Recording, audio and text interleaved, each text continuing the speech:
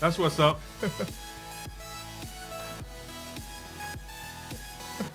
All right.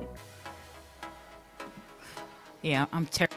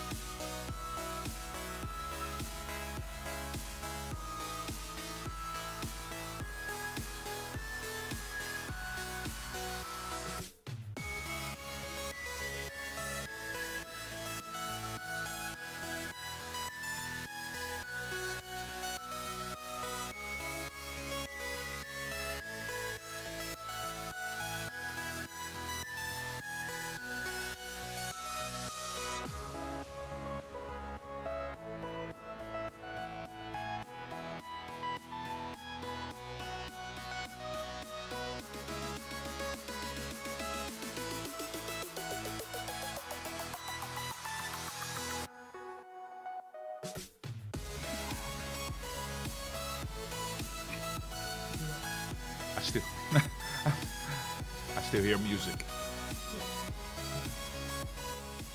All right. Good evening and welcome to The Situation. I am Joel Ford, your host this evening. In the studios this evening, we have several guests, and the first being Angela Ambroise. And I'm going to let everybody introduce themselves and give probably about 2 or 3 minutes about their professional backgrounds and anything else they want us to know. We have Tiffany Fant, who is here as well, and a good friend, all of which here in the studio are good friends of mine. Former County Commissioner Matthew Ridenhour, but I'm going to go around the table and start with you, Angela. Allow you to introduce yourself, tell people about you. And one of the things, let me say this to you before you get started. I'm excited to have you in the studio this evening because I consider you to be one of Charlotte's premier real estate professionals, urban real estate professionals in the city of Charlotte. I think you are one of the city of Charlotte's best kept secrets as it relates to your knowledge of real estate and in the urban area. You've been in our community for quite some time. You've seen a lot of things happen, unfolding and developing, and we're going to get into those later. But I want people to hear directly from you about you, where you're from, and the mic is yours.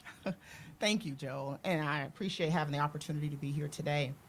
Well, first of all, my name, as Joe said, is Angela Ambroise. I have been in Charlotte now for, I can give you natives a run here. I've been in Charlotte almost 20 years. I am from Winston-Salem, North Carolina, and I've been coming to Charlotte since I was a baby. My dad was a grad at JCSU, so I grew up coming to some of the Johnson C. Smith events here, lots of family in Charlotte. But one thing I want to sort of let folks know, I am in real estate. I have a focus and concentration in inner city real estate. I specialize in inner city neighborhoods. And I speak a couple of different languages when it comes to gentrification and displacement. I have a perspective from being in the real estate industry. I have a perspective from being in the community and sort of seeing how those disconnects are there. And I'm also very politically involved. And so I feel like I'm looking at a lot of things happening in a three-dimensional way. And I feel like I can add a lot of value sometimes to the conversations that we're having. The other thing, I'm also a huge housing activist. I also have a passion for working with seniors, and I'm a strong advocate when it comes to, balancing that on education as well. But I just would like to say, mostly, if people say, who's Angela Ambrose? I am someone who understands that where we're going, and I understand from who I am how to help lead us there. And if people want to say, what are Angela's most passionate issues? It's affordable housing, it's real estate, and it's development, and it's people. Those are the things that I care about, and those are the things that I use my voice and my platform to advocate for here in the city of Charlotte. Thank you very much. And so next week up, we have Tiffany Font, is a community broker who is dedicated to getting tangible, impactful solutions to her community. Good evening and welcome to The Situation. Thank you. Thank you. I am Tiffany Fant, depending on where you're from. Thank you. Not a problem. Not a problem. And simply put, I'm a community organizer. I am a native Charlottean. So I got 40 years on you. No, just kidding. But so I've actually seen the changes in the community and how it's grown in some areas, and I understand why Charlotte is the way Charlotte is. It's almost, I have the perspective of an outsider as well. I tell people, I say I grew up in Hinton Valley, Double Oaks, the Riot of Tanglewood, but I went to Paul Creek, Northeast, Independence, and Appalachian State. Wow. So, yeah. So you're an App grad. I am. Oh, wow. I am. A mountaineer. I am. That's what's up. So I understand I can operate in two worlds.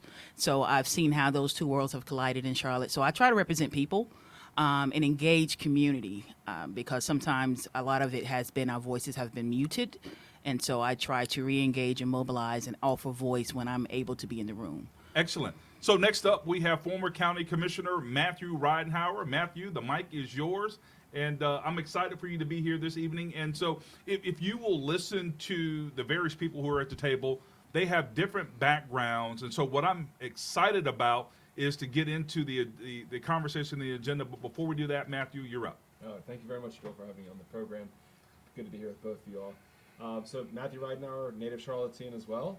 We've got a couple. Where are you from? I was born in Charlotte, but I grew up in Belmont, which is Gaston County. There you go. All right. So all of us have been here. Belmont in the house. Graduated from Charlotte Christian School. Went to AIU down in Atlanta. Joined the Marine Corps.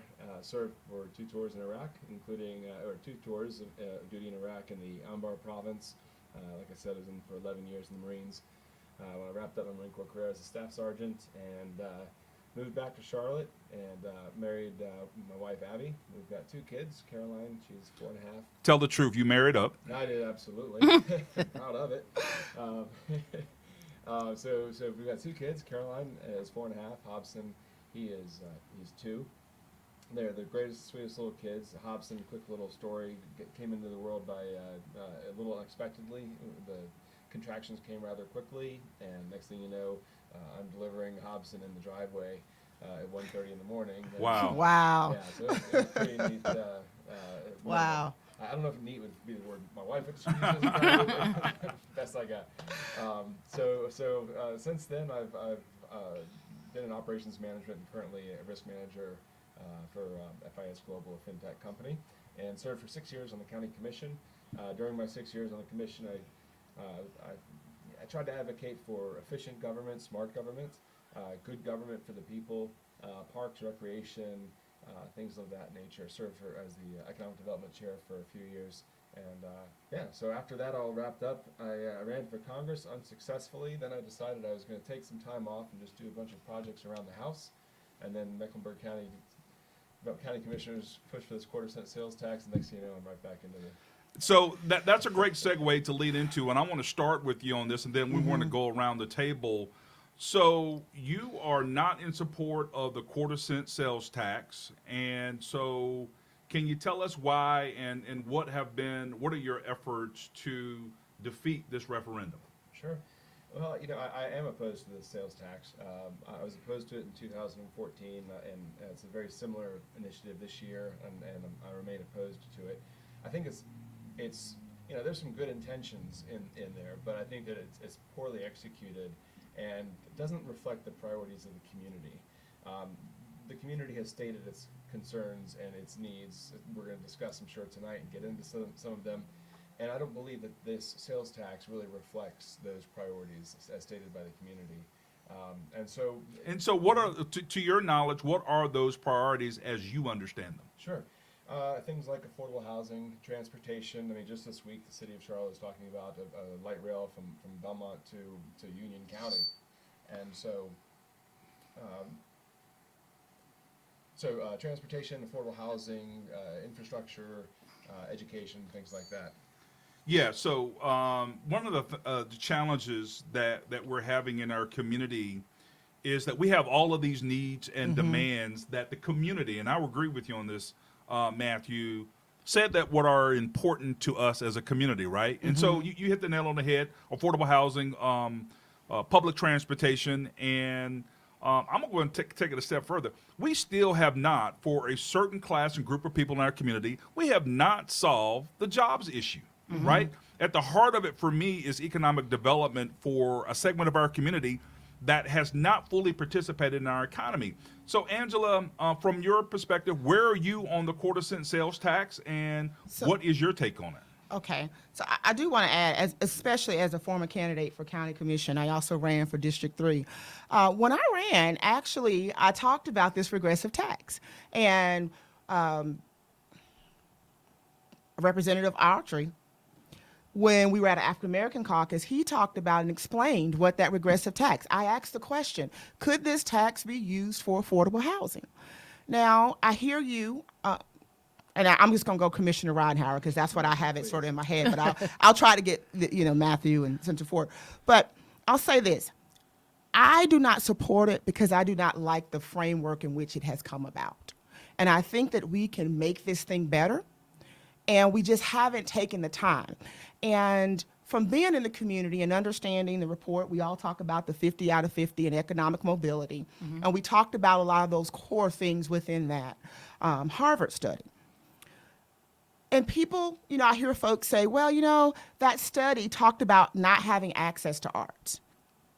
Our priorities, just like I didn't need Harvard to tell me that study because I'm in the community and I knew that, but I didn't have the resources to quantify it. I can say clearly today, our priorities for kids, I'm also a mom. I'm a mom of 2 children in a Title I school within CMS. I am there. I am present. I am in that school amongst other schools. And I can tell you, first of all, they've got access to arts. They have access to Imaginon, that project, right? It's free to the public. The other thing they have access to, we have a part-time arts teacher. We have access. It's not great. But what I'm hearing is, Angela, I don't know if I'm going to be able to stay in this community much longer. We have kids in my school that are homeless, right? And so how do I look at them and not use my platform to say, not today? We need priorities, and I'm going to use what I can to get the message out. If we're going to use this tax, we need to prioritize this tax. We need to come together and create a master plan. And what I see out here with percentages just isn't it. So let me interject here, and we talk about a regressive tax, and I'm not sure if people quite understand what exactly that means, but a regressive tax is a tax applied uniformly, taking a larger percentage of income from low-income earners than from high-income earners. And let me fill in the blanks here a little bit for that. A lot of people in our community who are in the low-wealth part of our community spend a disproportionate amount of their income on prepared food and services, okay? Those are 2 things that are going to be taxed, which makes our community less affordable for some. Let's be honest, if you're a certain income in our community, this is not going to affect you at all. I'm just going to put it out there. But it's interesting to me, and it's also hypocritical to me, that we have a group of local elected officials who want to talk about affordability. But what did the county commission just recently do? Raise property taxes. They raised property taxes. And now we're going to come back around and raise taxes again, sales tax again, to fund the arts.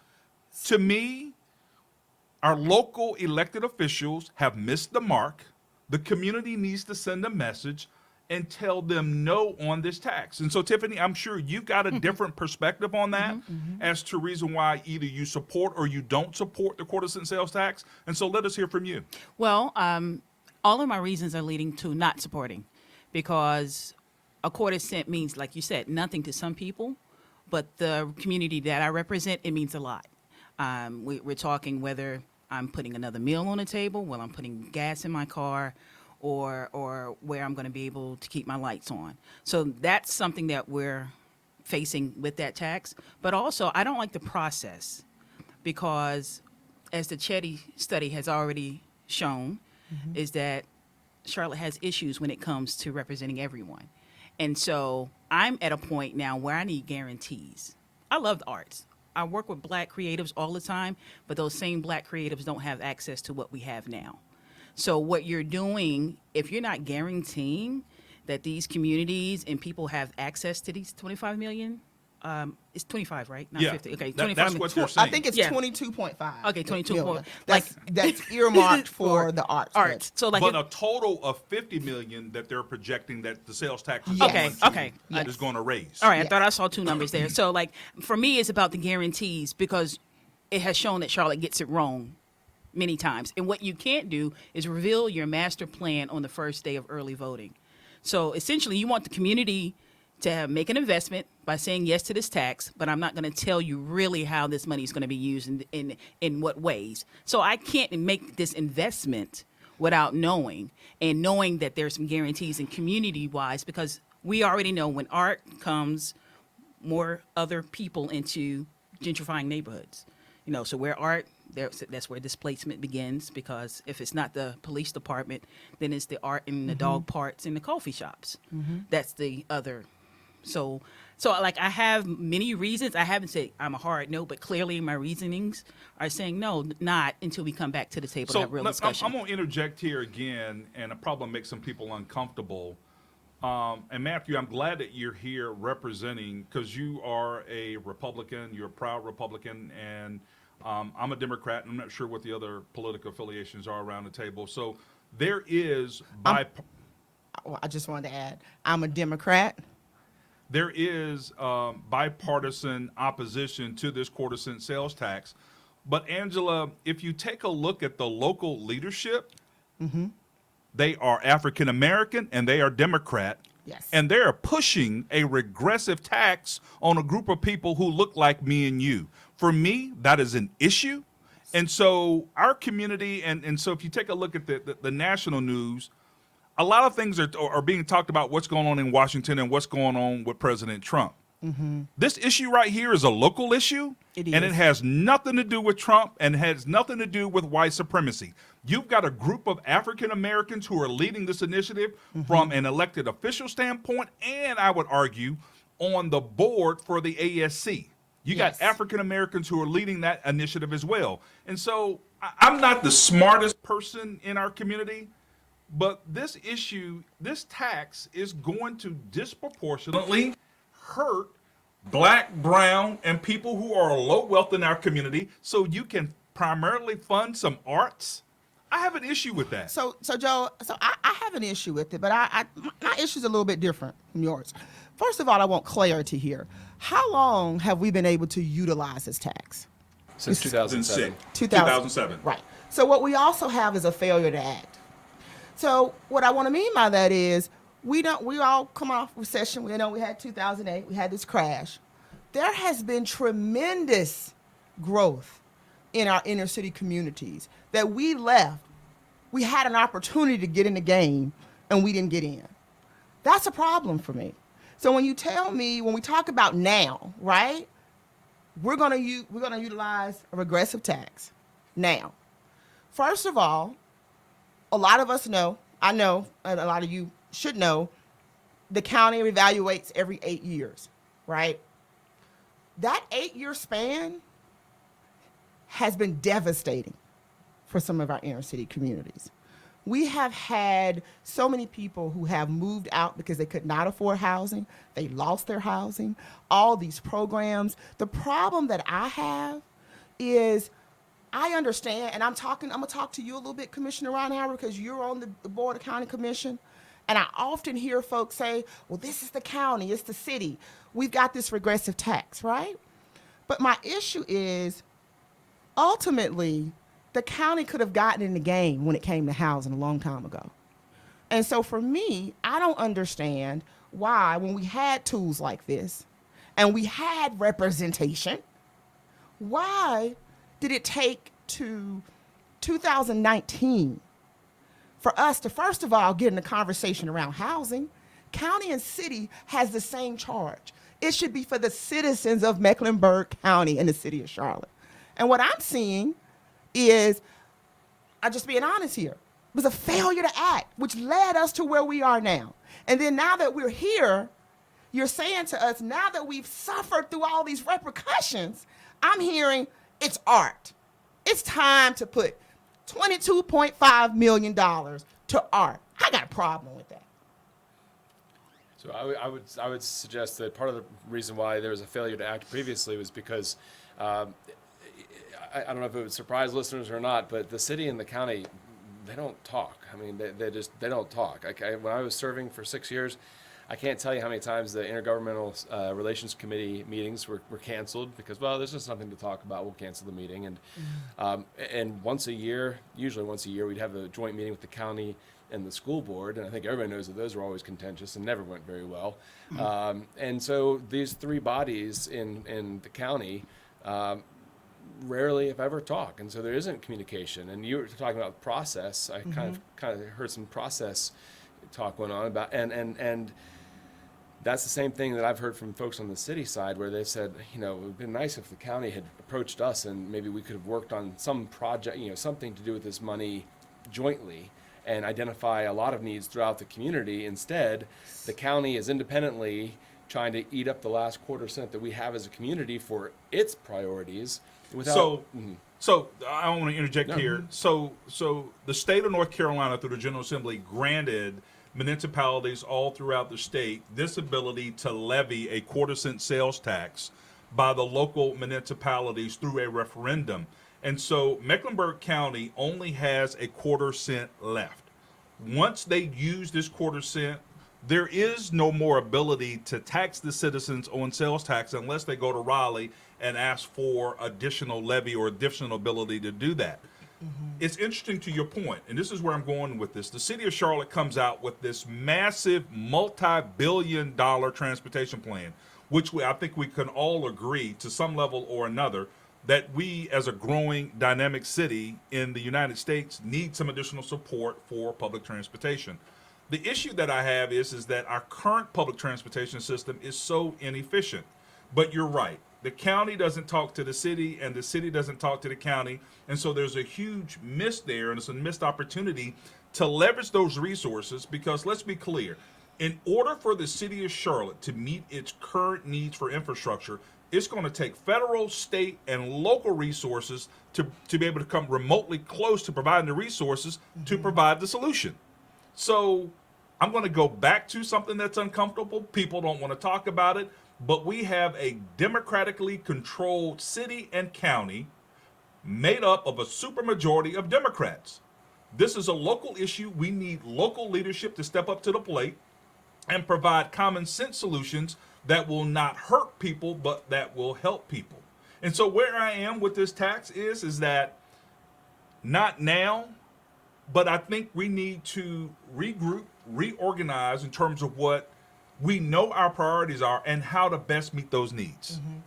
So I would just like to add too, that is critical to have that relationship with city, county, school board. It's critical. As I sit here and talk, I will add, I am also a member of the BOC, Bond Oversight Committee. So I sit on that committee as well. And I know from being in that committee, some things don't get translated. We don't talk. And in order for us to come together, and that's our charge as citizens, even though we don't have an elected office, it is to push those conversations amongst our bodies. I call it the hand. If the hand's moving right, our city's flowing right. What's the hand, Angela? It's city, it's county, it's school board, it's the business sector, and it's the nonprofit. If we have those hands, we have that flowing. But the problem is that we have in the city of Charlotte what I would describe is an elite group of nonprofits. Okay? And so there's something tremendously wrong. Even, I don't know, see the state, we have a different set of rules by which we are able to interact and be on boards and make appointments and then also make legislative and financial decisions. It's interesting to me that nobody's talking about this, but you've got county commissioners sitting on the ASC board. Well, and they want even more to sit on the I'm gonna ASC say, board now. yeah, I'm gonna say that's the part of it is that something like dismantling the current board and putting more board of commissioners, city council people, nonprofit people. So we have all these nonprofits in the city of Charlotte. Yes. Why ASC? Why aren't some of these other commissioners sitting on other nonprofit boards? And then when do other nonprofits get an opportunity to get their fair share of the quarter-cent sales tax? To me, I call it elite because those members of the ASC board had enough power and sway, let's be clear, to go up to the county manager's office, Dina DiOrio, and to have a conversation about this is what we want. A plan was devised. County commissioners led by George Dunlap and others who were on the county commission got together and said, hey, we're going to allow the ASC to lead. We're going to give them $22.5 million. And he said it, and I quote, is because the reason why they're at the top, they're going to lead the charge on the sales tax referendum to get it passed. It's interesting that they sit on the board, but they also, Matthew, they're voting to give the board that they sit on $22.5 million. In what other environment is that not a conflict of interest? It should be a conflict of interest, and it should. So first of all, when I say the hand, we have several different nonprofits, right? All have different things. We have some I don't even know about. And to your point, how do they get access? Absolutely. How do they get support? I think the biggest thing is, how do they get influence? That's what we're talking about, right? How do they get influence? How do they get in those rooms? That's a very difficult place to get into when you may have an independent, you have this nonprofit working on this nonprofit. They're not well known. They don't have all this revenue coming in from the business sector, right? Yeah. Because I'm going to tell y'all now, if that thing passes, then I'm gonna tell all of our nonprofits here in Charlotte, y'all need to be calling up the business sector because they were sending over $15 to $20 million a year. So let's not let that money go to the trash can. So let's just make sure we still continue to collect that revenue in the first place, because it is revenue. It is donations that are out here. So we've got the business communities in Charlotte that we have some that we're feeding ASC. So if they have to step away from the table, we need to pick that table up. And that's part of the thing of not having a real plan. Right. Because now ASC can't raise any more money, so now that money is gone. What was the succession plan to say, hey, you all are fully funded, you all are good. So here are somewhere we can pass these dollars to these other organizations to really get it in the community's hand that's really doing the work that's affecting people and having impact. So like right now as a community organizer, we have to build people power. Because as you said, it's an elitist thing. So what we have to do is unify our voice to say, first of all, how do you say I'm a vote on this thing and then I get to manage the money as well? Right. You know, like, see, it's when the devil's in the details. And we're not getting the details. Right. We're getting the PR, like, yeah, like my background is public relations, so I see why they're doing the arts piece. Right, right. So like it's about arts. It's about no. That's great. No one's against that. No, right. I like against arts parties. Right. I love it when they parade out the children. And education. Yeah, you know. Every mailer, every video, every advertisement is all about kids. I mean, it's just it couldn't be a more predictable campaign they're running. And so, are you aware? And maybe you know, maybe you don't know, but I've been told that they have a campaign of $1.5 million that the Arts and Science Council has been able to raise to get the vote out to support the quarter-cent sales tax. And so I'm thinking to myself, why didn't you take that $1.5 million and give it to ASC to begin with versus taxing the taxpayers? One other point that I'm going to make. I'm sorry, I thought it came from their budget. Maybe not. Did the 1.5 come from them, or was that raised to? I'm not actually sure, so maybe someone. I was if told you know the that answer to that, send me something on Facebook that and let me know. it was raised, but if it came out of their budget, okay. that's even worse. That's even worse. That's even worse. That's probably worse. Yeah. So, but the issue that I have is that during this time in our economy where we've had great corporate prosperity, ASC should have been able to raise its own money from our community. But for whatever reason, through their leadership and through their staffing, they were not able to do it. But they did have enough political clout to make their way up to the county commissioner's offices and say, hey, we have this great idea. We would like to levy this additional tax, right, so that we can fund the arts. And so to sweeten up the pot, we're going to add in park and rec, and then we're going to sprinkle in a little bit of education. To me, our community is being sold a bag of goods, and we ought to wake up and understand, and this is something that you've been pointing out, there's no guarantee that that money is going to continue to go to education, parks, and to the arts. That money, it goes into the general fund, and at the direction of the manager and the county commission, they can spend that money any way they want to. You just took that out of my head, and with that stadium coming, Yes. that's the Right. other concern that I have is Right. because when I learn, it goes into a general fund. So let's raise this money, these dollars that we're going to need in order to make this thing happen. I mean, because we're already giving tax breaks, right? Right. Did we not have a surplus before you left office in county funds? Well, once we this spring, the budget last year was 1.7 billion. This year it jumped up to 1.9 billion. So they spent an additional $200 billion. Or excuse me, 200 million. Excuse me, 200 billion. That'd be nice. $200 million. So our county has a $1.9 billion budget. Right. Wow. Billion or million? Billion. Billion. Okay, With a I'm B. just 1.9 I'm just checking. billion. Yes. Yeah. And to the counties, I will give the county some credit. They did just, which I'm sure was probably allotted in this last budget, with some of the things that they got into finally, the conversation around housing. And that's important. That's important to me, that at least they got in that conversation here. We can get into it much stronger with this regressive tax. Absolutely. But to their credit, they did finally hear the cries and the displacement, the gentrification, and the folks that we've left. I want to point this out too. In 2015, there was a number, and this is directly to just African blacks, just to African Americans in the city of Charlotte. That number was, there were 64,000 African Americans in Charlotte living in poverty. Poverty. That's just a poverty number. I checked that number recently on some census data that had come out now. I think it was recent as 2018. The number had sort of dropped down to 55,000. Now, either they moved up. I'm still studying this. Did they move out of poverty or did they move out of Charlotte? Right. They get displaced out of Charlotte. That's a big drop. And I don't think we've grabbed that many people and pulled them up. So we need to dig into, our data folks who we have, they need to dig into those numbers and see what happened. And that's just my community. That's major. That's major. I'm just shocking when I looked at that last number, 54. Where Mecklenburg County is bleeding blacks. And that's a problem. And a lot of those folks are knocking on your native door because a lot of you guys built this city. A lot of you guys are a product of Charlotte. Absolutely. But where is the fruit of your labor? Wow.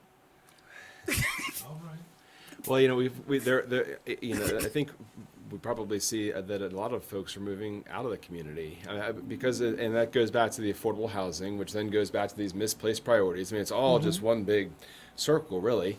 When let's look at the property tax rate just for a quick second. That Mecklenburg County raised the property taxes this year. A lot of folks, I've heard it from people's mouths before.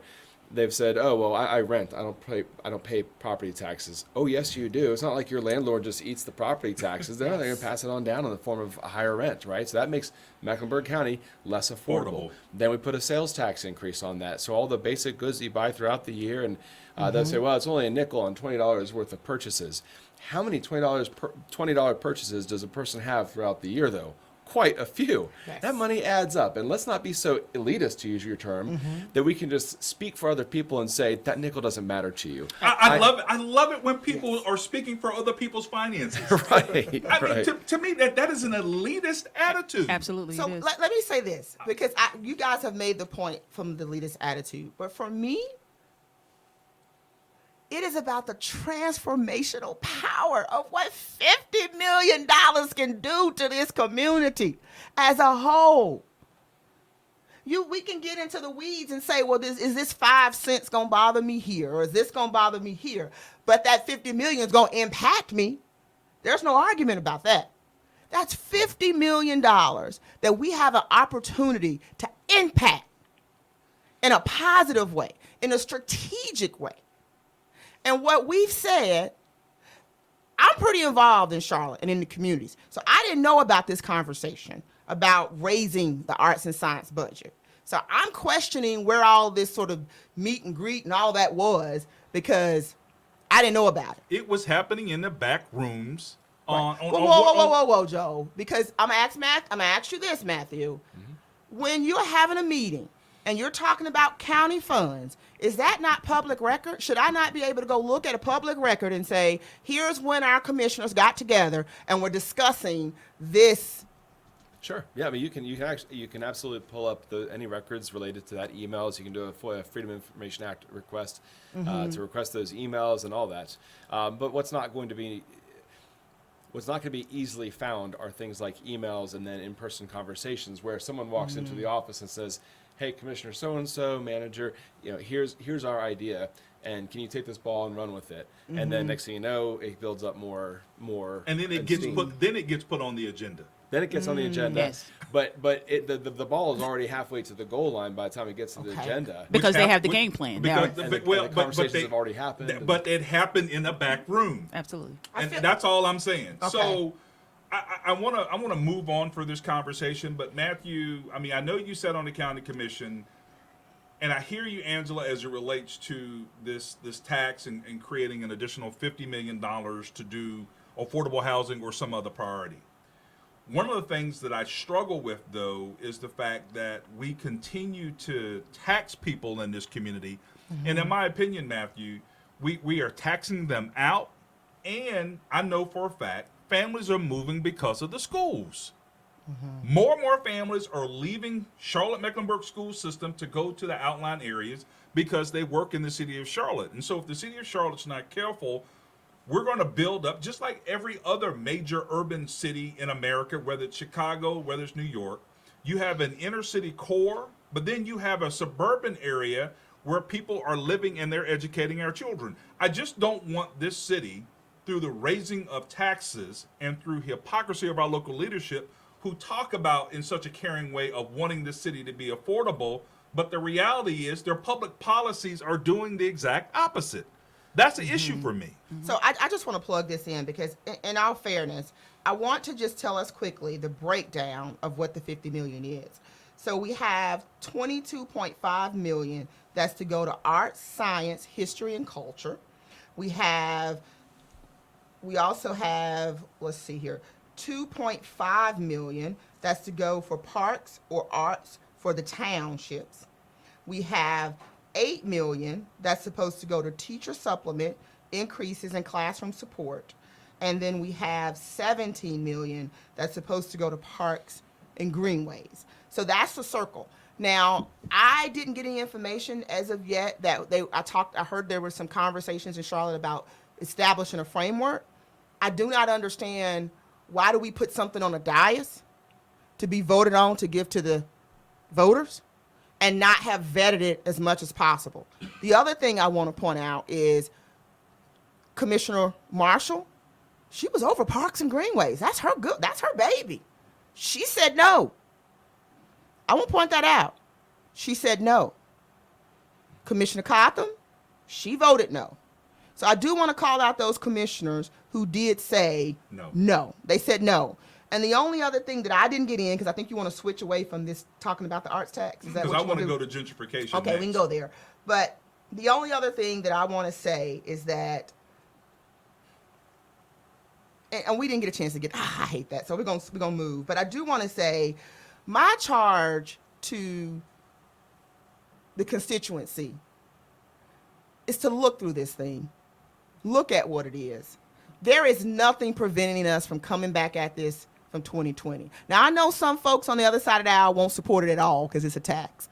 But I'm saying that right now, this isn't it. And I'm asking our constituency to take a look at this and say, we deserve better. We deserve better. We thought we were voting for better representation. And what we're being served up right now, this is not it. This is not it. So please, I'm asking you, vote no. So I want to transition over into the quarter-cent sales tax, Matthew, and I want to interested to get your take on this. But I want to talk about gentrification, because gentrification has become a catch-all term used to describe neighborhood change and is often misunderstood as the only pathway to neighborhood improvement. In fact, its defining feature is displacement. Typically, people who move into these changing neighborhoods, Tiffany, are whiter, wealthier, more educated than the residents who are displaced. So as we look to beautify our community with the arts, and as we look to do all of these neighborhood improvements, I'm seeing, and I'm aware, Matthew, and again, I go back to at the heart of gentrification for me is economics. Can you afford to stay in the neighborhood that you grew up in? Or if you are renting, can you afford to continue to pay the rent? And so let's be clear, even if you can in some of these neighborhoods afford to pay the rent, if the owner of that property decides to sell to a major developer, then you have to find someplace else to go. But can you afford to stay in the city of Charlotte, your native homeland? And so I would argue that the local leadership should be sensitive on two fronts. The cost of living in your community, in addition to, are we providing enough job opportunities, right, for those semi-skilled, low-skilled workers so that they can make more than a minimum wage? We have no problem incentivizing, Matthew, corporations to come in here, and they typically are located in one or two places, either uptown or South Charlotte, and they're high-tech jobs. I would argue there's a large segment of our community that just does not have the skill set, but yet our local community continues to spend our tax dollars on those types of corporate relocations here in the city of Charlotte. So going back to gentrification, I'm interested in hearing your thoughts, your take on what can be done to improve the displacement of people in our community. And let's be clear, that could look like they're white or black. So but again, It's economic. it's an affordability issue, and I think that whether it's conscious or whether it's subconscious, we are making our community less affordable based upon the local decisions that are currently being made. So I can talk a lot about gentrification. So first of all, let me just sort of tell folks. So outside of the fact that I do work in real estate, I used to also be a developer and worked in inner city projects and First Ward. I've worked on a lot of these different things. So, but in terms of being up close and right in the middle of that, I moved into North Charlotte. A lot of folks who are from Charlotte, I'm natives, will say when I say North Charlotte, they know I'm talking about the, North Davison, Noda, Yeah, exactly. Belmont, Villa Heights, and all North of that. North New Charlotte. folks to North Charlotte would think I'm talking about the university area. So I'm going to shout out to my elders for sitting me down and telling me, baby, you in North Charlotte. Yeah, how that happened? Yeah. And so doing those changes, I moved to North Charlotte in 2006. That's when I've been in a community called Villa Heights. And it's almost painful to talk about it because from a community perspective, you think, let's get in, let's educate folks, let's knock on doors, let's bring the community together. But when there is an economic instability at the root of a community, I don't care how much cleanup, neighborhood door knocks you do, you can't save your people if you don't have policies and this bodies of government working to help impact that change. So when that gentrification bullet came, when we planned for a light rail and we didn't look at county assets, we didn't look at what kind of industries we can bring here, when it came, it hit us hard. It hit all of us hard. And so I'm thinking, Angela, you're in the community. Let's bring everybody together. Let's have community meetups, park cleanups, and all these sort of things, right? It didn't work. We didn't matter how much we came together. The people are gone because they could not fight economically. They were renting. That change affected us. And I didn't have the resources, which is what frustrates me a little bit because when you don't have the resources and you in real estate, right? So what could you do? You start trying to educate people on their property values, trying to tell them here's what you need to do, trying to get out here and say we need more affordable housing. This affordable housing advocacy isn't a term for me. I've been doing this thing for a long time. What I did not have is the connections. I did not know a Senator Ford. I did not know. I'm the folks that didn't have the access. I didn't know when the bullet was coming that I needed to go talk to you. I didn't know who I needed to go to. All I knew is that I needed to do the best I could with the information that I had. And it was not enough, right? And so the reality of it is when you look at a neighborhood, when I moved in 2006, at being the average house was $65,000. And now that number is $745,000. And you tell me you're about to put transportation, arts, and all these things in all these other neighborhoods and have access. I got a problem. And I would be a fool to sit back and not see and say, we got to plan this thing better. We have to look at what land the county owns, what land the city owns, where the opportunity zones, where's the opportunity to create art hubs. And I'm not talking anything. When we talk about low-skilled working industry, we got economic development on the county and the city side. We have a modular industry. That's a growing industry, right? There's a folks that are trained that can come out of school and learn how to build modular homes. Our economic development need to be sourcing this country to bring modular industry to Charlotte so we can get our folks to work building some of this affordable housing that we need. We are missing the point. When we talk about gentrification and displacement, it affects everybody across the board because a lot of our folks traditionally didn't understand home ownership. Mm-hmm. We were renting in a lot of these neighborhoods, but a lot of them own because back in the day, the city had a program that actually gave you a mortgage to be able to buy a house. A lot of people don't know that. But when you take the time to listen to these natives and you learn from your elders and they tell you, because I wanted to know, well, how did a lot of y'all own these houses in the first place? How'd you get them? So let me say this to you, Matthew, and I'm going to bring you into this conversation, and Tiffany, you too. Mm-hmm. So Matthew, when he was a part of the county commission, represented an area of our city, which is South Charlotte. Mm-hmm. I'm sure in his community town hall meetings when he was having them or the conversations he was having, they weren't talking about gentrification. Why is gentrification important to South Charlotte and to somebody like Matthew Ridenhour? It is, first of all of that ties into crime. It ties into our prisons. Because, again, when you're left with nothing and gentrification has come, displaced you, you can't afford rent, where are you at? Where are you going? These are the things is why we need to make sure that the South is connected. We're operating in silos within the areas, right? Sure. The reality of it is we need South Park just as much as South Park needs North Charlotte. Yeah, I would actually flip this real quick, though, and say, I felt like while I was on the county commission that oftentimes the South Park area and Ballantyne, I would hear from other commissioners that they were almost as siloed in their thinking as they would accuse us of being in ours. And so when I would talk about things like a tax rate, they think, oh, it's just because you guys don't want to pay more taxes on your expensive homes in South Park. And that I am sure there are people who feel that way, of course.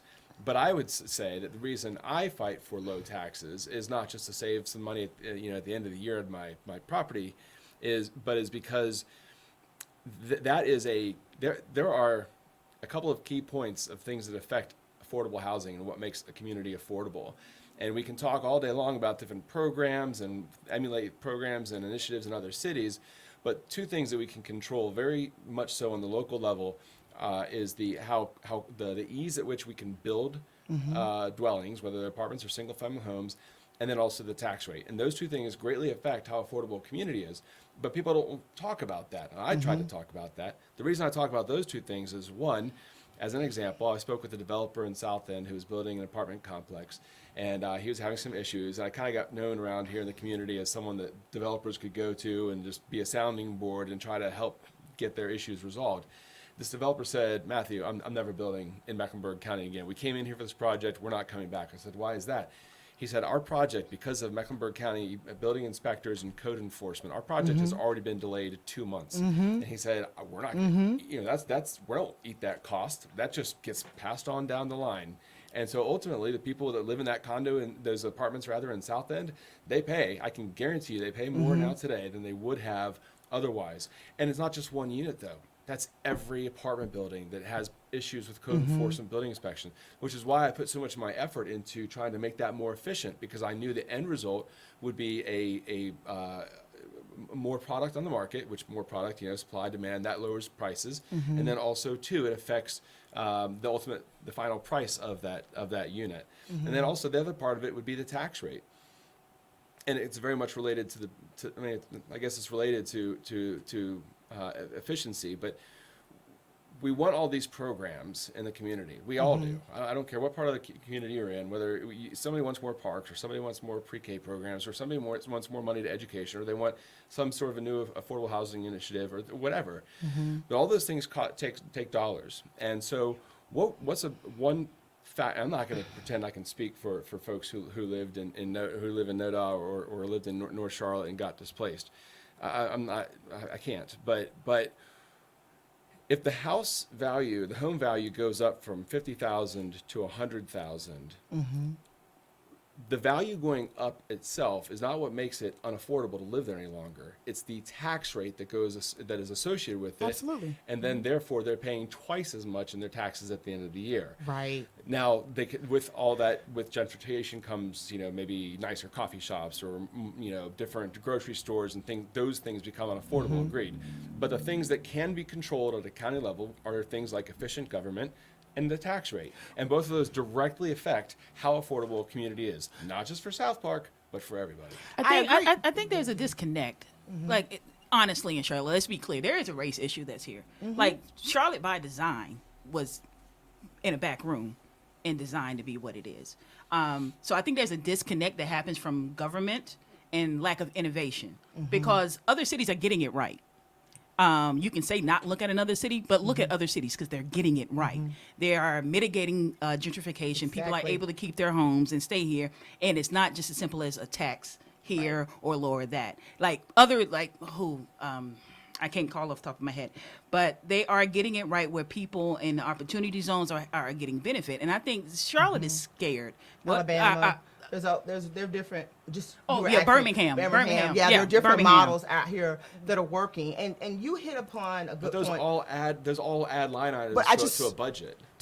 Make it more expensive for everybody else. I just want to touch. Well, not necessarily. Not necessarily. If it costs money, it does. It affects the tax rate. Of course it affects the tax rate. But what I'm saying is, and what I'm hearing Tiffany saying is, there are other cities that are doing things to mitigate displacement. And to your point, we wouldn't get so caught up in that if we had our economic development departments working to bring jobs that affect everybody instead of just bringing high-end jobs for folks, right? And when we talk about, and when I'm hearing these tax rates, another thing too is a lot of folks don't realize, I just said Villa Heights, NoDa. Again, I'm an inner city specialist. I focus on all these neighborhoods that surround the 277 loop. And they're all facing the same things. It's just a different part of town. Camp Green, Wesley Heights, all the same story being written over and over again. Our problem is we haven't balanced economic development.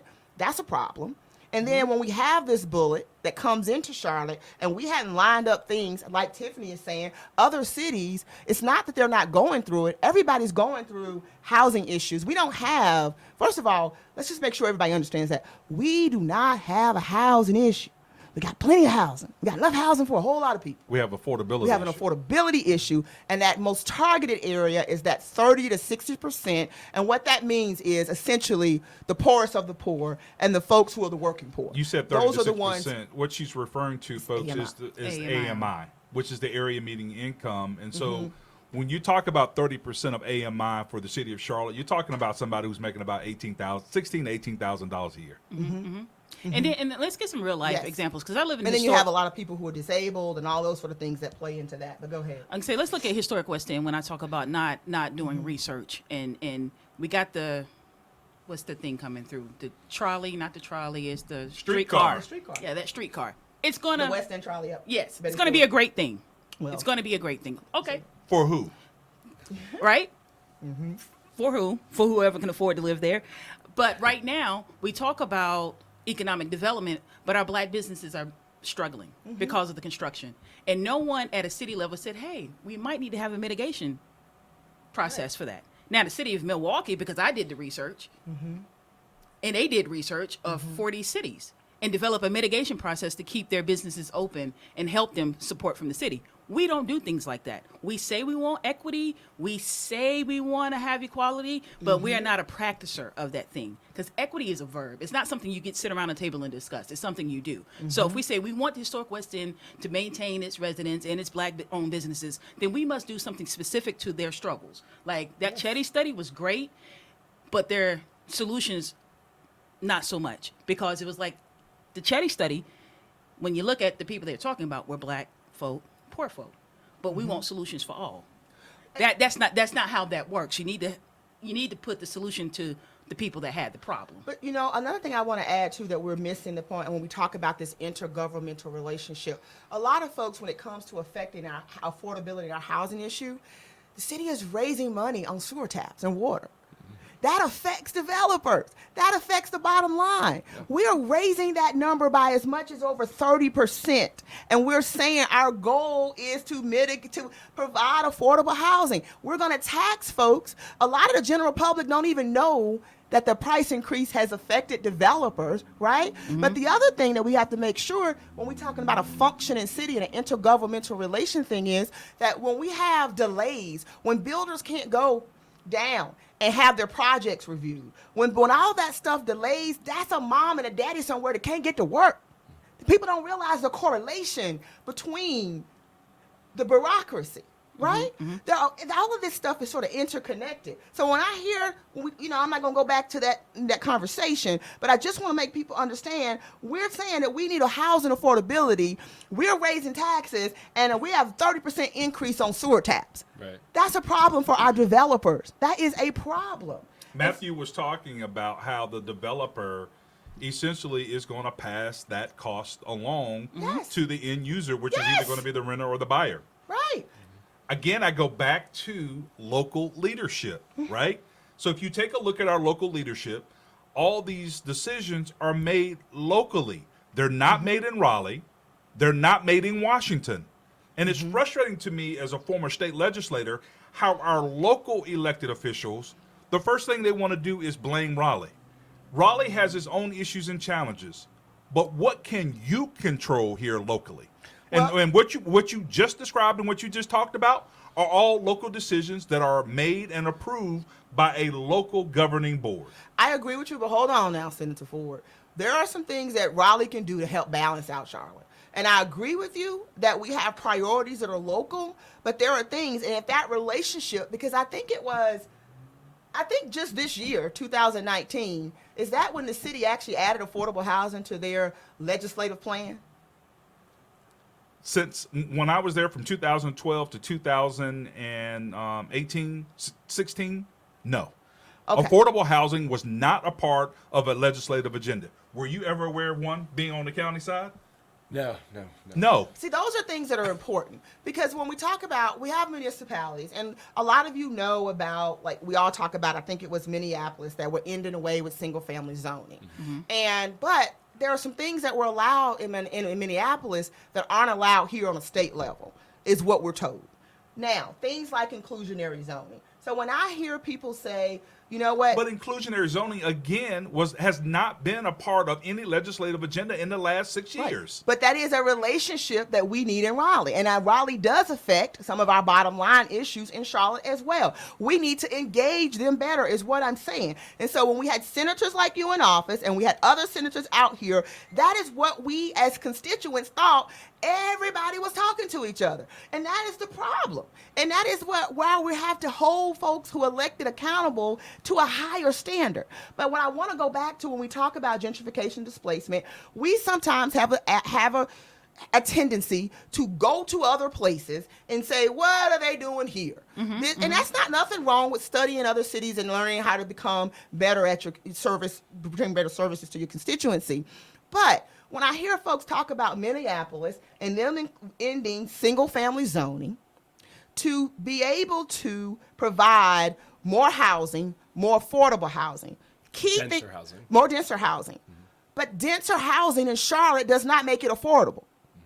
When we have, think about it now, I'm in real estate. In inner city real estate, where we have the most issues with affordability because it does get cheaper as you bleed out of the city, right? Our issues we've got with density, we've got townhomes $400,000, $500,000, $600,000, $700,000.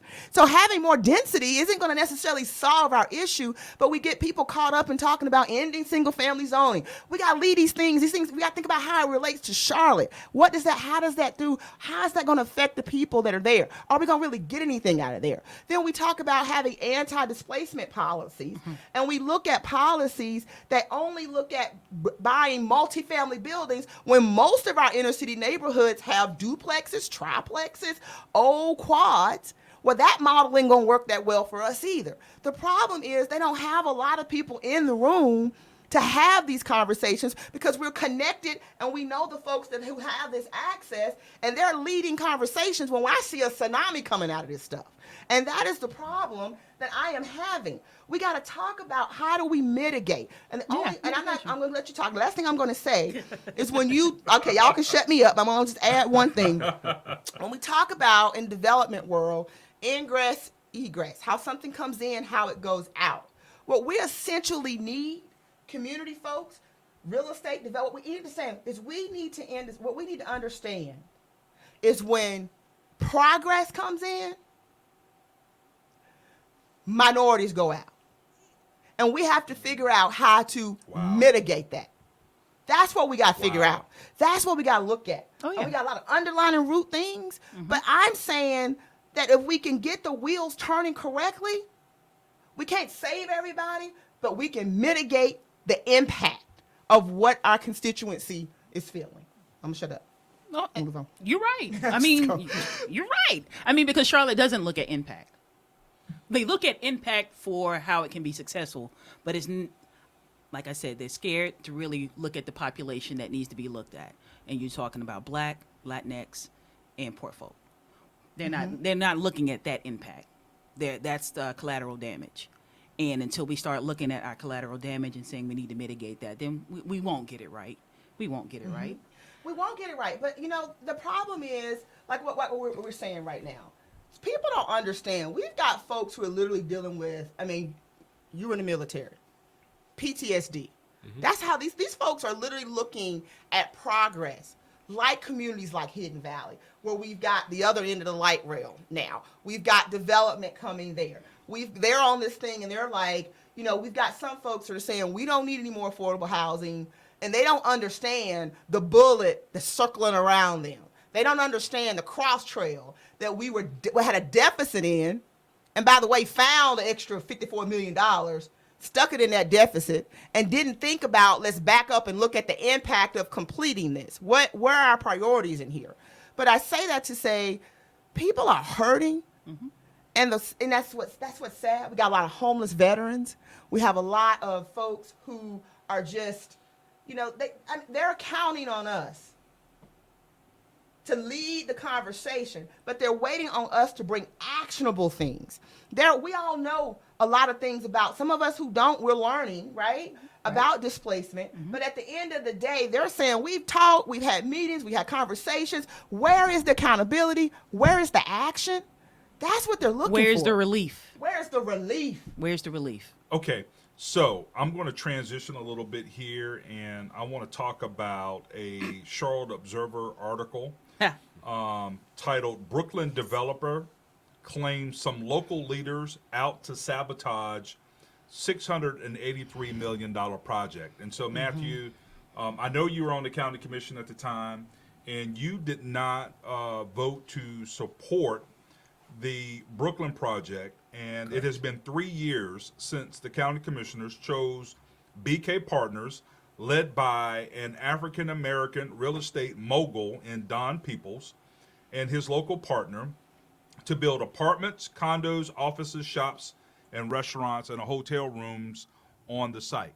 So what insight can you share with us about the Brooklyn project? And then I want to flip it over to, I know you have some thoughts about this, but it's going to tie in as it relates to this whole developer relationship and then what the county's relationship with this particular developer. But I'm real curious to know why you didn't support it and where do you think it is, what's going on now?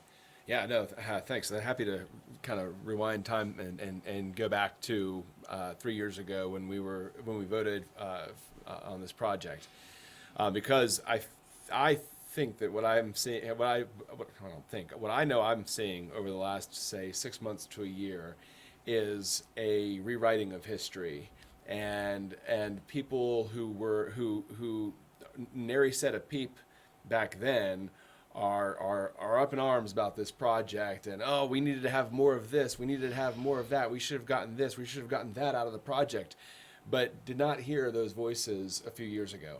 And so let me just rewind for a moment and go back to 3 years ago and say, we were presented as a county commission. We put out an RFP, request for proposal. We had 3 developers return proposals to us. We each got a thick binder for each of those proposals. I probably still have mine. They were massive. They're thick. And I'm a commissioner that I read my homework. And so I read each of the proposals thoroughly. And I'm sure all the commissioners did. But Okay. So when you say proposal, just for clarity, Sure. are you talking? Did you guys have input in the RFP that was put out? Right. So we were able to say, we are shooting for, we want there to be a mix of green space, or we want there to be mixed use retail and kind of affordable housing mix and things like that. So we were able to kind of give them some sort of a framework and starting point. And then the So developers some then commissioners at that time did ask for affordable housing. Oh, it was absolutely part of the thing. That was conversation. okay. It was a large part. I want to make sure we get that out. Yeah, parks and affordable housing were the two things that I recall talking the most about. And so we got those proposals, and each developer said, I want to, this is what I envision, and down to sometimes even street names and things like that. And here are these artist renderings. And so there were all 3 very good proposals. I mean, they all looked nice. They were all professional developers and do this regularly. But the one that struck me the most, and the majority of the commissioners, was the one from BK Properties. And so I actually liked the project. I'm sorry, I'm just going to explain so people who are following us. BK Partners is the collaboration of the development company formed of Don Peoples, Monty Ritchie of the Conformity Group, and Stantec. They all came together under their umbrella to form BK. Just giving some folks some background on that. Yeah, sure. Yeah. So I actually liked that proposal the most. There were a lot of historical references to people and businesses and whatnot that used to be in Second Ward, which I thought was important to tie into the history of the area. The proposal was just, I don't know, I just liked it the most. But Matthew, you voted against it. Right.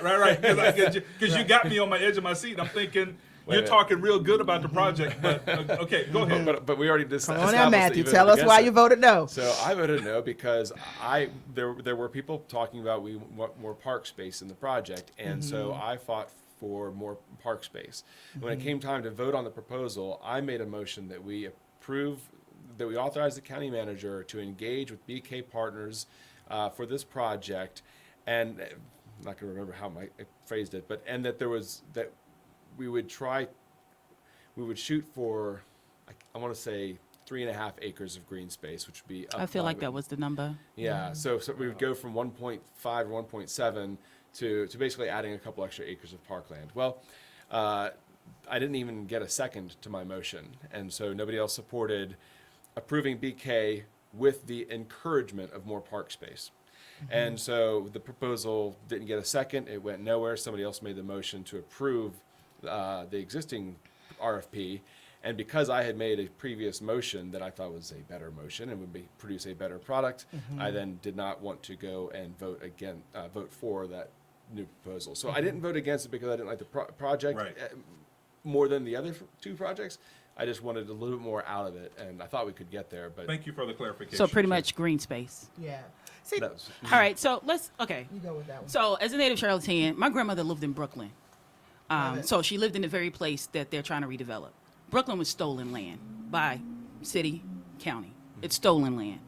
And there has been no repairing whatsoever from this city or the county. And that's the first thing that needs to be acknowledged.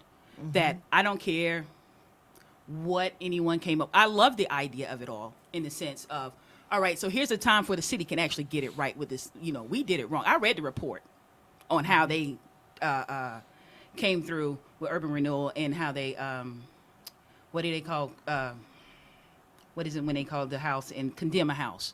They literally said they were riding in vans and looking and said, oh, that looks like no one lives there. Oh, that looks like that may not have electricity or running water. Like they didn't even get out and engage Maybe the sort of community. like our current code enforcement or folks. Yeah, calling and so like I read the like that. reports that led up to Brooklyn becoming a viable candidate for urban renewal. So with this project, when there's like over 80 hours, I think I went to every community engagement meeting, right? That is literally, I want to stop here for a literally. second, because the community engagement meetings that you had from Brooklyn is where I first met Yes, Tiffany. yes, So that's how we know we were out here engaged and having this conversation. Go ahead, exactly. pick it up. And the one thing, to your point, the one thing we didn't care about was the green space. To be honest, Yes. because She's right. people literally that live there are still alive. You know, that's what's crazy. I don't think anybody's like, no, I used to live here and I'm not worried about that thing. But as a descendant with my grandmother, I was like, I want us to be there when it's built, because gentrification, we're uptown. So that was my advocacy, was around that, was around the affordable housing issue was a thing, but also how do we get our black owned businesses up there? Culturally, how do we represent that, not just in pictures Art. and art? Like, how do we not just that be just the thing? Like, how do On we? the wall. Yeah, so there was a cultural space. They also put up, what is it, $1 million for a school. He was going to do $1 million for like a Vogue entrepreneurship school, because the city was supposed to rebuild the school that they tore down, Second Ward. City didn't bother to do that. So a lot of the students ended up at West Charlotte. So it was like, okay, there's this school thing. I'll put $1 million toward the school thing that you all want. So like literally they're coming in and listening to community, which apparently county didn't do. And now when speaking to the title of sabotage, none of these people were here 3 years ago engaging. Like I've engaged with the developers, I'm sure you have as well, to have real conversation. At the meetings. So Yeah, you're talking about the people that Don Peoples are accusing of sabotaging the project. You Yeah. said that they were not. The I'm Johnny sorry. come latelys. Okay. So I just want to interject for one thing too, because me understanding and hearing, because a lot of folks don't realize that a lot of the, I would say the African Americans who live in Charlotte, a lot of the black folks who live in Charlotte came out of Brooklyn and spread into these inner city neighborhoods. And so I learned about Brooklyn from the elders that I met traveling through the inner city neighborhoods. And one of the things that I heard is people will talk about, you know, some folks will say, well, Brooklyn was this, it was bad. But what they miss is that it's what we had. That was Blue right? Heaven, to be exact. And that's, yeah, I know, I'm just saying. Yeah, Blue Heaven, that was a part It of was Brooklyn. about, you know, you hear these conversations, but the issue when we talk about it, I mean, I know a lot of folks like parks and art, and I'm not against parks. I'm not against having green space and all of these sort of things. But what I'm hearing Tiffany say, because Brooklyn was taken, there was no restitution made Absolutely not. to the black people who live there. How dare you now come back and want to do a development and push a greenway space when that was never a priority to folks who never had a voice? And let's be clear. Not saying that to you. I'm just saying I did, in so terms I'll of. own it. I'm I just mean, saying that yeah. in terms of the thing. Now, No, but let me say this to you. I Not just- only do you own it, but you have a current board that needs to own this conversation too. Whoa, whoa, whoa, whoa. And I want Okay. to tie into that, because exactly, like, Absolutely. to a degree. I mean, I remember this. This was I was. Mm-hmm. I read every page of all these reports. I mean, I was knee deep in this project. I thought it was a transformative project for the future of the county, the city, the whole nine yards. So, Mm-hmm. but even that said, I definitely, I wouldn't say I took my cues from, but I listened when Commissioner Leak, when Commissioner Fuller, Chairman Fuller at the time, when they spoke about affordable housing. And I remember Commissioner Leak saying many times, there weren't trees in Brooklyn. We don't care about trees. I want more affordable housing. But so when they would talk about this project and these issues, I listened, and even they were okay with the number of affordable housing units. They were going to be black-owned businesses that were going to have some sort So of. I'm sorry. I just want to clarify. They were okay with the housing authority only coming back for 10% at that time. The other projects were. I don't remember what the exact number was. Okay, I thought it was well, 11 or roughly- 12, but it could have been 11 or 12. but- you're but correct. the other but they were projects okay. had- Nobody was like, we need more because it's Brooklyn. right, because the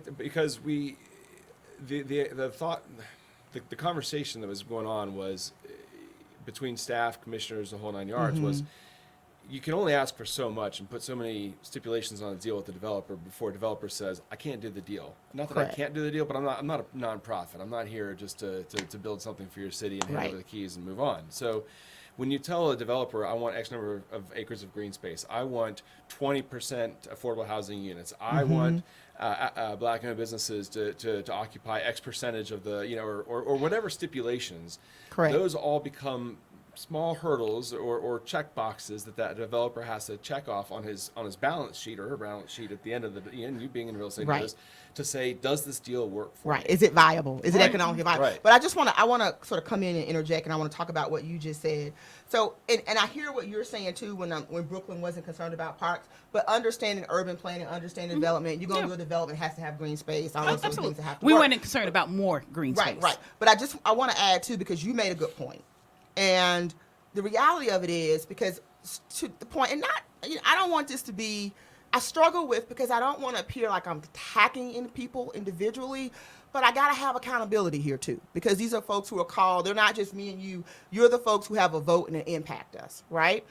And when we're talking about, to your point, developers, they're looking at their bottom number. These are not charitable developers. They're not nonprofit companies. They're coming in to make money. That's what they're coming in for. Absolutely. And what they're saying is, you got goals. We want to make money. How do we marry those goals, get the best deal possible? Where do they right? meet? Where do they meet? Yep. The problem that I'm hearing, because again, when you don't have this sort of name and this access, I actually came to the county commission.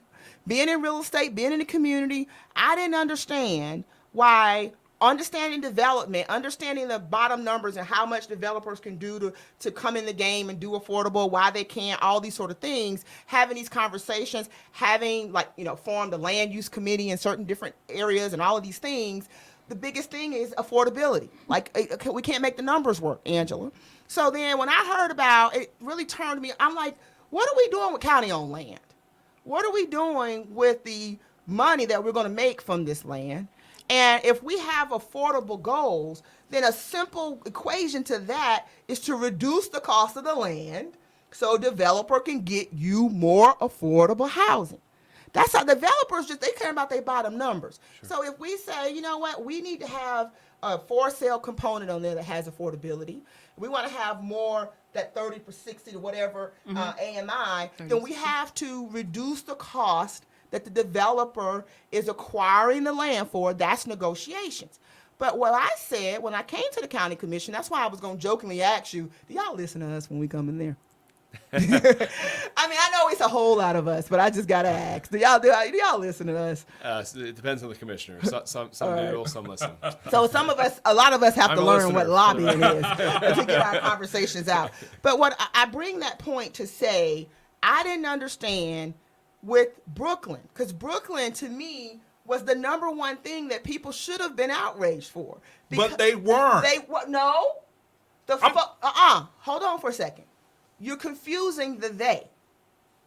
The folks who were in charge, our organizations that should have been leading the charge, people like me, because see, Charlotte has a bad habit of putting responsibility on folks who don't control money and grassroots and leaders and all of these folks. Yeah. We in our community tend to hold us more accountable than the people who make decisions. That's my So point. when I say, I agree with you, but I was in the room when we had that conversation at the BOCC, and I said, coming from community and development, why are we not asking?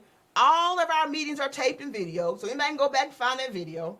I said, with the project like Brooklyn, why are we not asking for more? This could be a model that can go all over the world on how we came back with this county-owned land and created a ecosystem, and we sort of made right.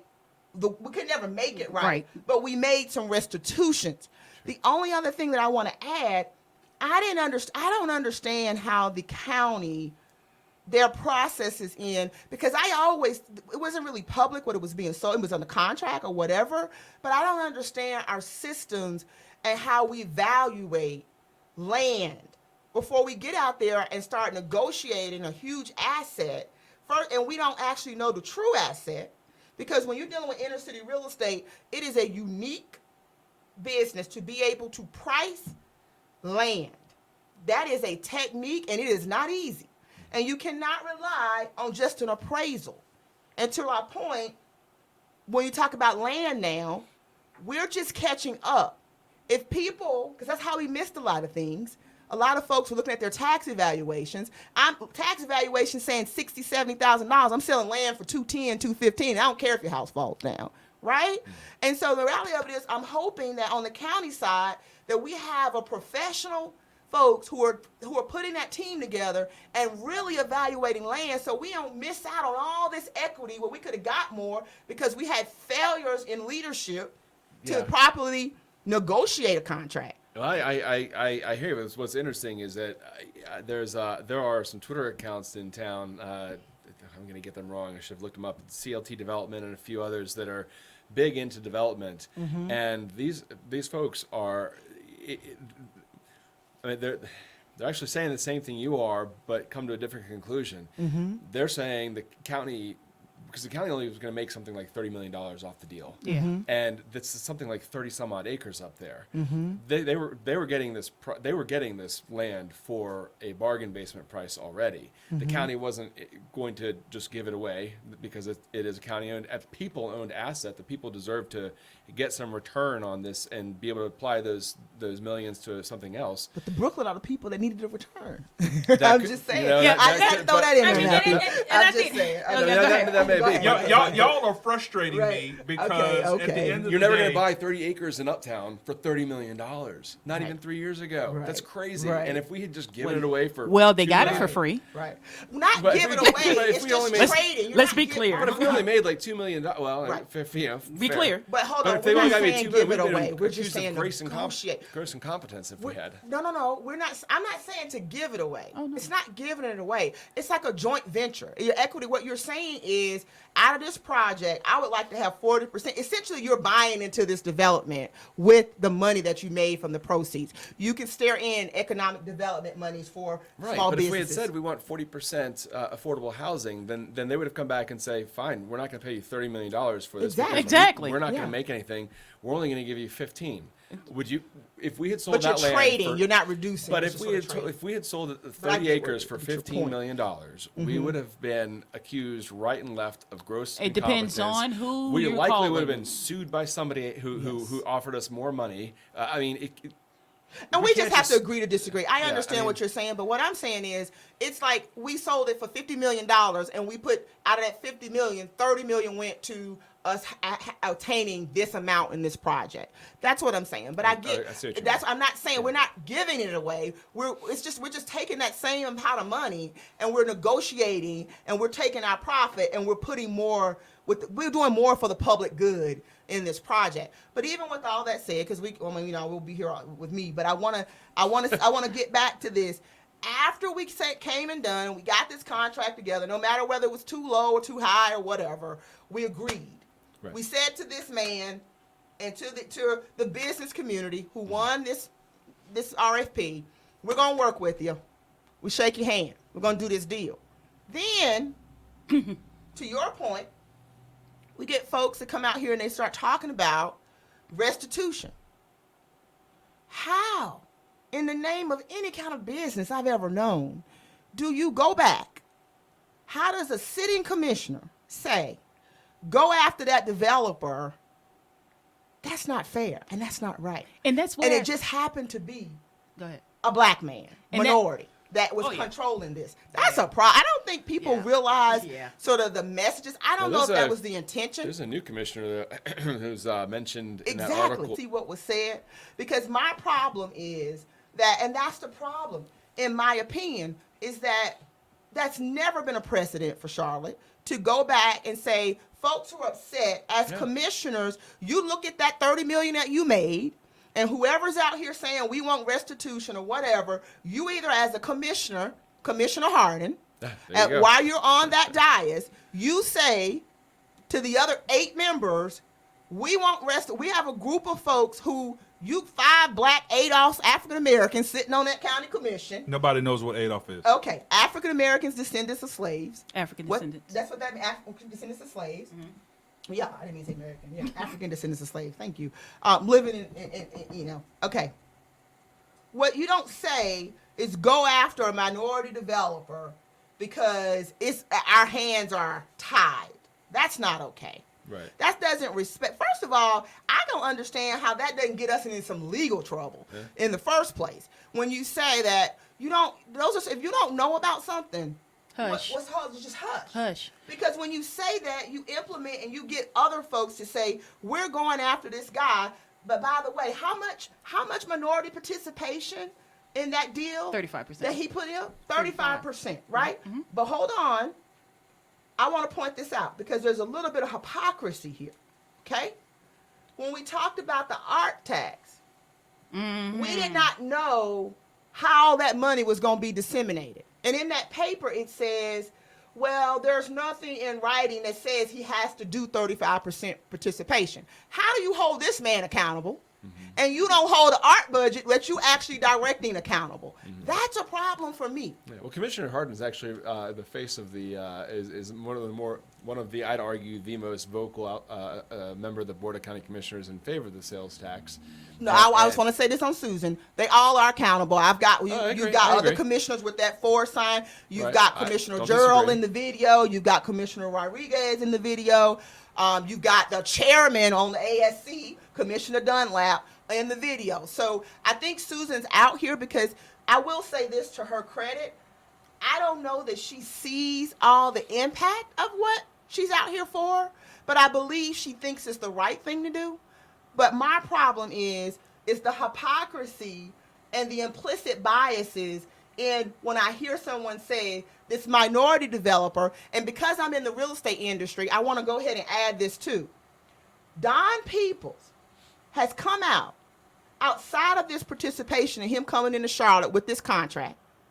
He has come out and said, I got a $500 million fund for minorities and women to invest in that does not have access to opportunities. This is the man that we're about to shame out of Charlotte, who's coming in to, okay, it may not be a commitment in this 35 million, but that 500 million he's put out here for minority business in the Charlotte, Atlanta, 5 other markets to work for with minority business and women outside of this commitment to the BK. And I think the thing of it is with me is that Charlotte has to learn how to, as you say, restitution, because the first thing when they raised Brooklyn was say no churches were going to be there, and the first thing they did was let First Baptist build there.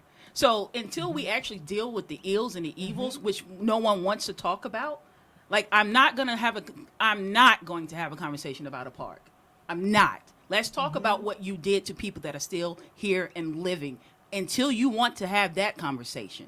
Until we have that conversation, we ain't talking about nothing. So let me digress. I heard you loud and clear when you first talked about stolen land. Yes. And I'm sure everybody else heard it. But they were never made restitution. But we have a tendency to allow our local elected officials off the hook. Absolutely, I'm sure, we do. Because Commissioner Leak has been in this community for a very long time. You got a African American chair in George Dunlap. You've got you got several other people of color, black people on the board.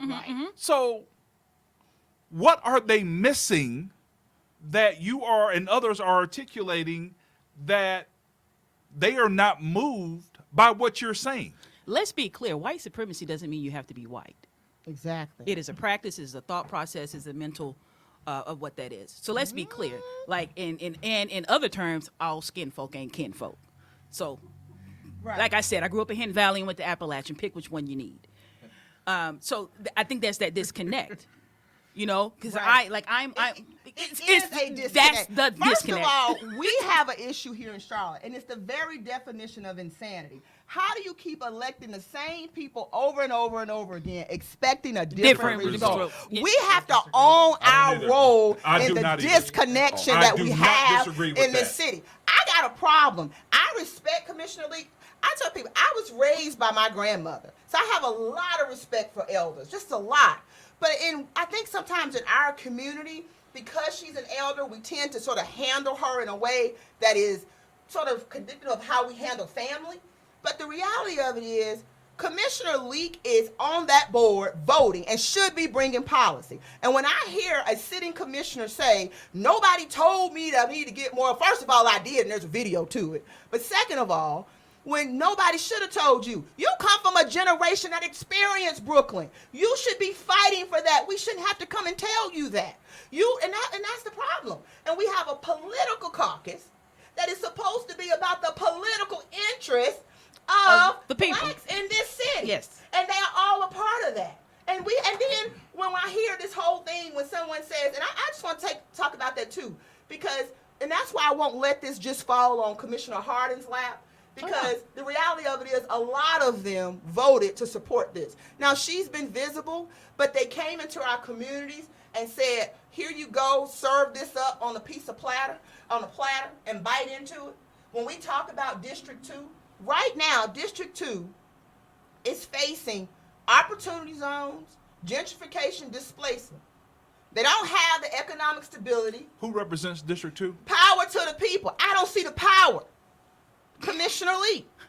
That's a problem there. And it's not about me attacking her, but we need accountability to her. Absolutely. We cannot have our churches and folks blindly supporting her because they don't understand they're voting against their own interests. That is a reality. And until we check our own, I can't get in here and get mad at all these other folks because right now, Commissioner Ridenhour said, right now, that vote comes down to 5 people.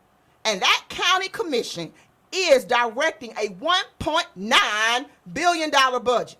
And so I'm not going to sit out here and start blaming Republicans, blaming everybody else. Mm-hmm. Yes, we need to come together in the community and create a black agenda, but we got to hold these folks accountable. We have to understand leadership is accountable. We look at that and we got a problem. So when I see going back to BK Partners, and I saw that article in the paper talking about going after him and said that was nonsense. And it could have set us up for legal liability to do that. It didn't make any sense. We need to embrace the fact that he's coming into our Charlotte market and see how we can build economic mobility along with him. Well, those are people that weren't there 3 years ago. Like they're trying to set themselves up for a win. Yes. That's already there. Right. Like what they laid out outside of the housing portion, but we already know that anything more, they were like, look, we're not building here. Thank you very much. Like they laid out a lot of things. That's why I was in support of it, because not only through community engagement, but I had one-on-one meetings because a lot of the things, which a lot of people aren't looking at, is the work. Yeah, we had 35% commitment, but they also said we're having a hard time meeting that because a lot of people aren't registered with the city or they're not vendors. So they even said, they were even saying, okay, partner with the larger firm, and then we'll go in and make sure that deal is set up well so that the minority business can still benefit. That now, what you're not going to do is say, hey, I got a minority business, hey, let me apply. They say, no, we're taking extra steps to actually investigate to make sure it's a real partnership. So like, that's the work that the city should have been focusing on. I held a personal town hall meeting with minority contractors and brought in my MSWBE people. Monty was there. I brought First Legacy, Mechanics and Farmers, and a lawyer to talk about how to build capacity. Like, I had all of them in one room. That's something the city should have been doing, or the county should have been doing, if they really were about, let's see how we can really do right by this project with our community members. Because I've seen the, what's it called, the petition for the We Want More Safe Marshall Park. Get rid of Brooklyn. Oh yeah, it's a petition out there, and it's like, yo, yeah, people are trying to torpedo the whole project in order to save Marshall Park. And even that's which is bad business and reflects so poorly upon the county. Who's going to want to do business with the Exactly. county? Nobody would want to do business. I mean, but the biggest part of that, and I thank you for Tiffany, and like I said, for that community spirit, that being in there, trying to get in, because a lot of folks like you don't get compensated for a lot of the work that you do. And we have a lot of folks who, like you said, inequitable access to a lot of the funding out here. But a lot of you, I like to use this term, people talk about grassroots, but you guys have been in the what? The weeds. In the weeds of the district. And those are the sort of things that we need to make sure that, like we're balancing those relationships, like what, you know, we're not going to go to the RNC because they don't even talk with tonight. But I want to say this. Going back to what I saw here, the city of Charlotte has a problem. And I know people don't want to recognize the elephant in the room, but it does not respect black business. It does not respect minority business. That is why we lost Battle of the Bands. That is why CIAA is leaving. Well, CIAA is gone. But we also, that is why it doesn't matter if you're poor. It doesn't matter if you're making it, a millionaire or a billionaire. They do not seem to have respect for black business. And that is a problem. And those are the sort of things that we have to work to change. And we're not going to talk about the valuation when we talk about Brooklyn Village and we talked about urban renewal.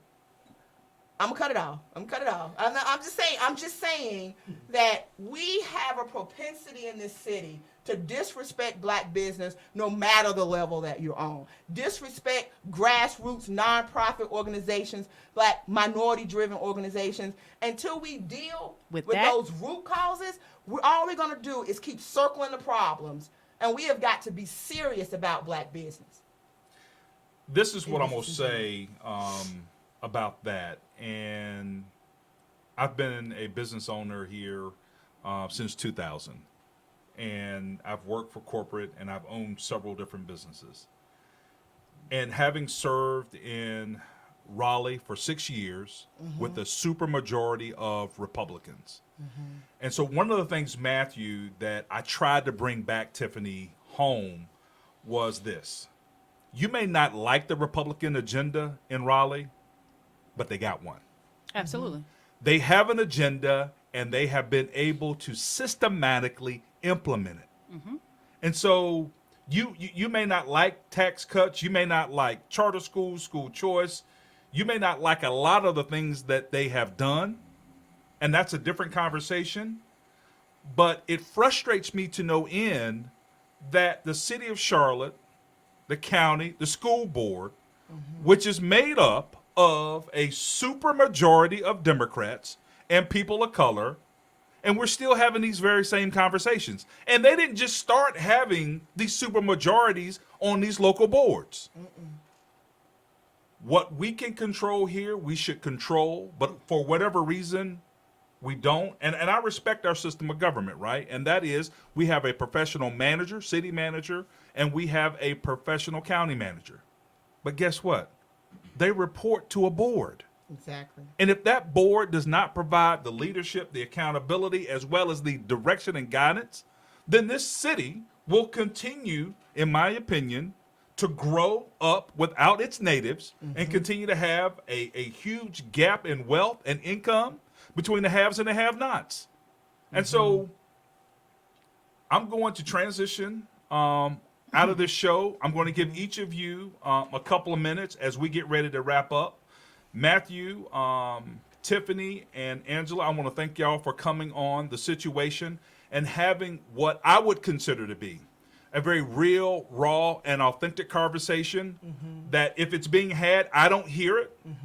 Matthew, I'm glad that you are not uncomfortable being at a table with us, talking about what you believe, talking about what you think is right. I'm just optimistic enough, though, that if we can continue to have these kinds of real, open, transparent conversations and find where we agree, work together to move the community as a whole forward. I know that there are issues in South Charlotte that they don't have the same issues that they have in East and West Charlotte. But we've got one Charlotte. How do we address the issues of Brooklyn, but yet address those issues in South Charlotte? And so, Matthew, we need people like you who are white, male, Republican, who are open. And come to the table. And who can come to the table. We also need moderates and conservatives to be able to come to the table to provide solutions. This whole divide that we have on a federal, state, and it crept into it locally. When I was coming through Charlotte, we didn't have this hyper-partisanship that we have now, which is a destructive thing because we have so many people in need. And so on future shows, I want to talk about the fact that we've got over 4,000 kids that are homeless who go to our public schools. Why is that, Matthew? Why can we not come together and prioritize our affordable housing for people who have kids in CMS?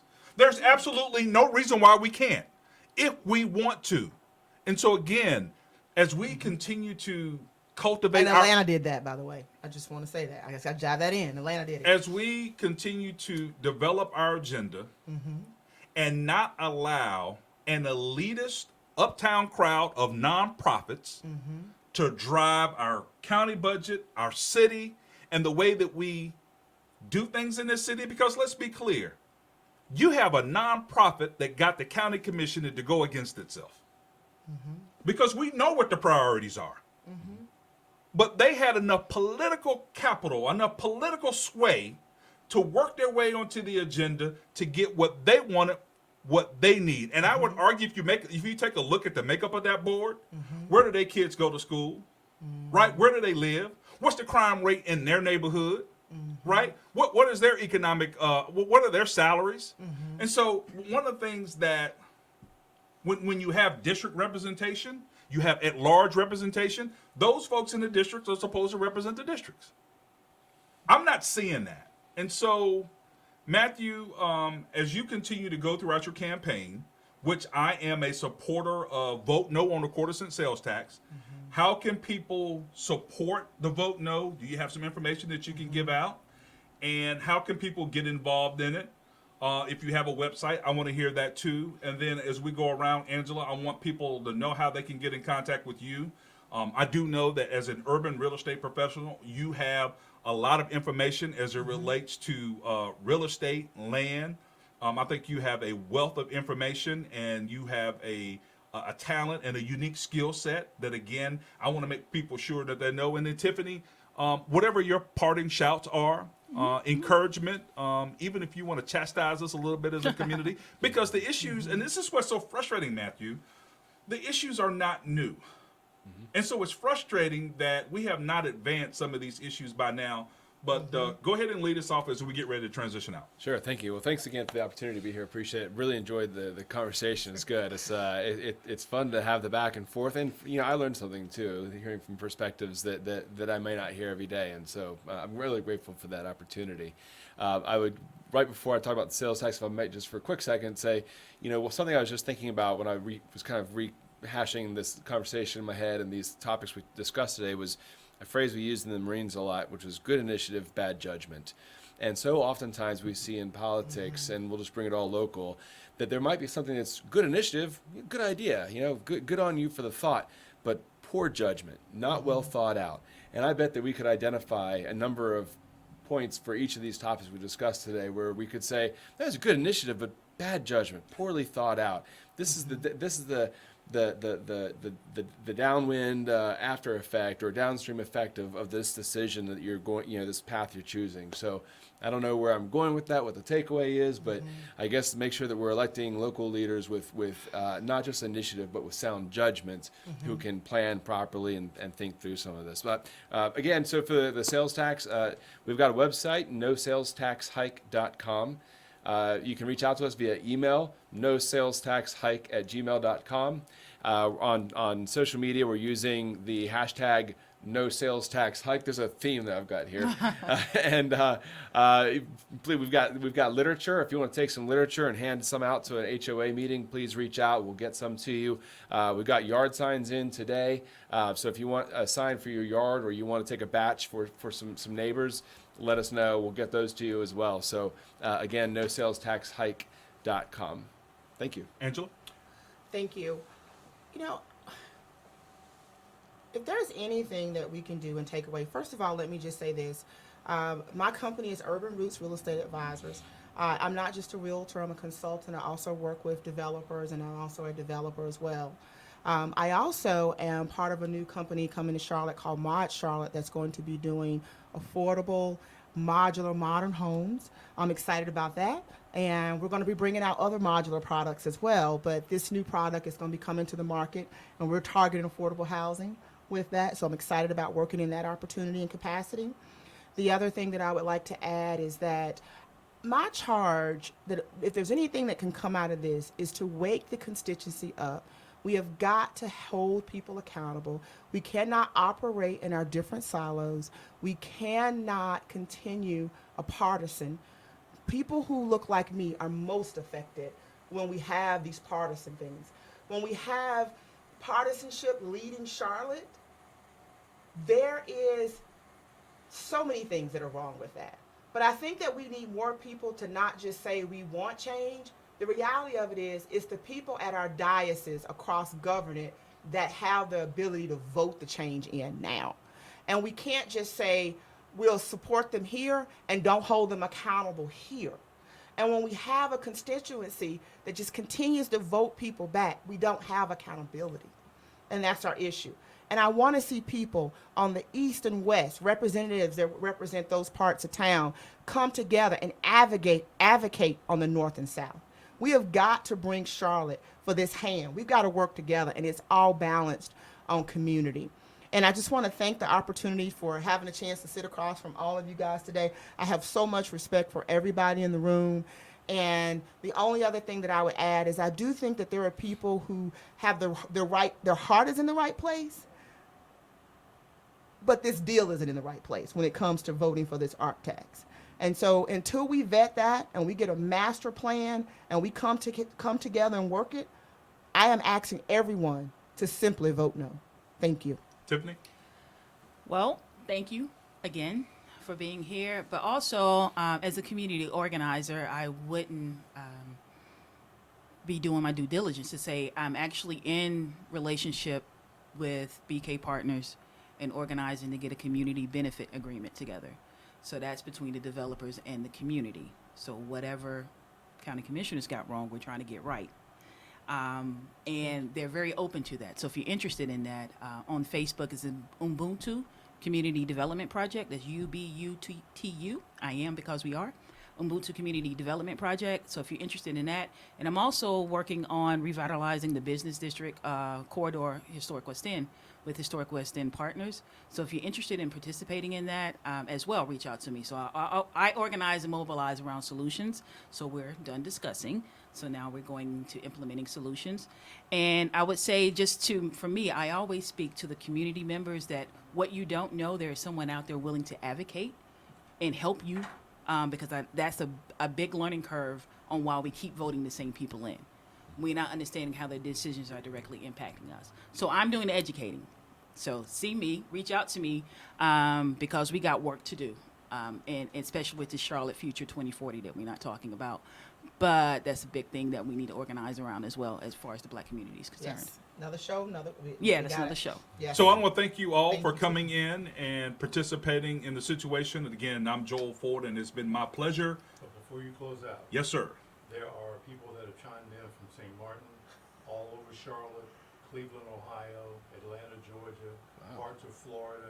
Just want you to make sure that you say hello to those folks. So let me give a shout out to the people from St. Martin, shout out to people from Florida, Cleveland, and Ohio, and everywhere that you have been listening from around. It sounds like from the Caribbean to around different parts Wagwan. of North America. So stay tuned for the situation with Joel Ford. I want to bring these folks back at some time. But these are the kinds of authentic, real, transparent conversations that I think this community still needs to have. And so again, thank you, Matthew. Thank you, Tiffany. Thank you, Angela. God bless, and we'll talk to you soon. Thank you.